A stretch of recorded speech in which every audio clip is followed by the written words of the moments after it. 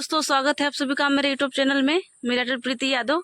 आज मैंने फिर एक विदाई सॉन्ग लिखा है। तो मतलब आप लोग मुझे बताइए कमेंट में कि कैसा है।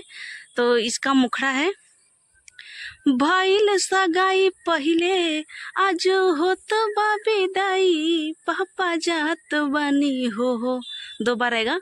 भइल सगाई पहिले आज होत बा विदाई, पापा जात बानी हो।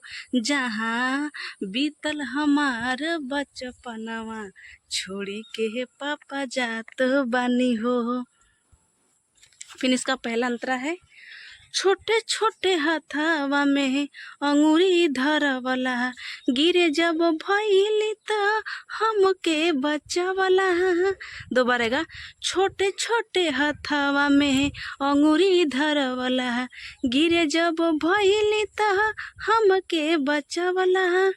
फिर इसके स्केल तेज करके, छोड़ी के मम्मी आज तोहरो भवनमा हो, छोड़ी के मम्मी आज तोहरो भवनमा, लेवे हमके आवतारे सुनर सजनवा, पापा जात बनी हो।